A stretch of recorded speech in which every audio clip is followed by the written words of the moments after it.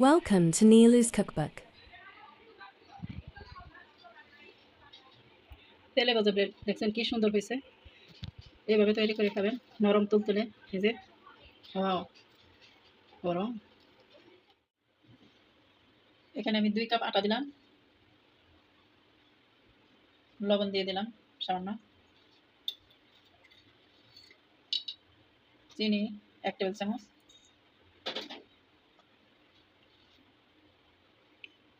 East 1.5 table চামচ দিয়েছি।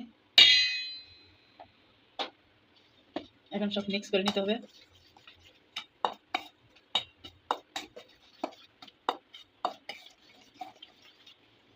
এখন তেল দিয়ে দিব 2 টেবিল চামচ।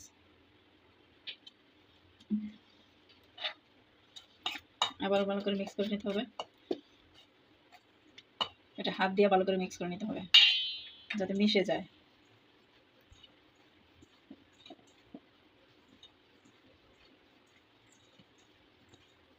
এই যে একটু এরকম হতে হবে যাতে ভালো করে মিক্স হয়। এখন আমি গরম পানি দিয়ে দিচ্ছি।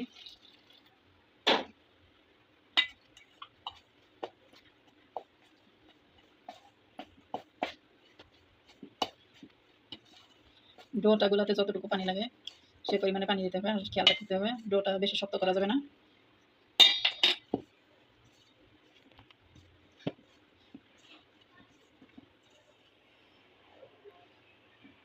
এখন এটার উপর সামান্য তেল দিয়ে দিব।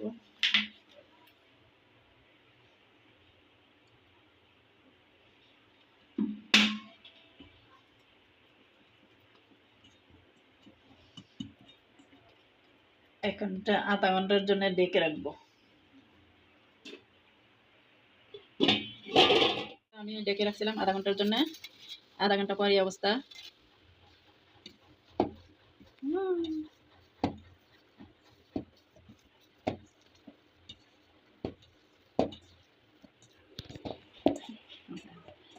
এই তো এখন এটাকে লেচি কেটে নিব।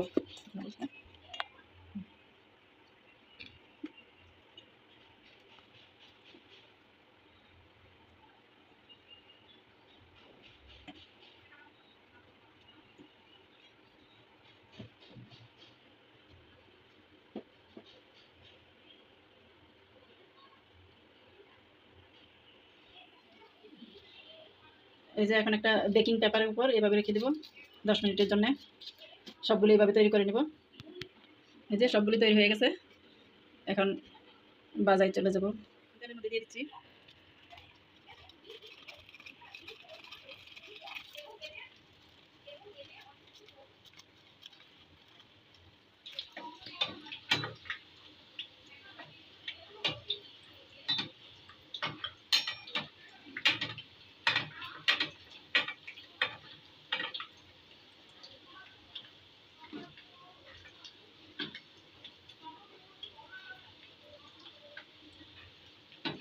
এই তো পাউরুটি হয়ে যাচ্ছে। পাউরুটি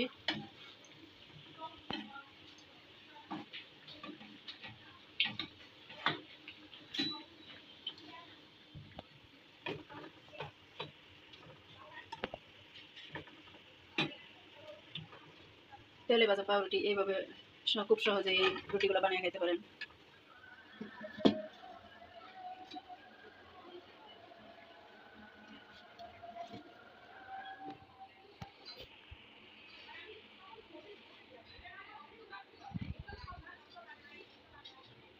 তেলে ভাজা ব্রেড দেখছেন কি সুন্দর হয়েছে।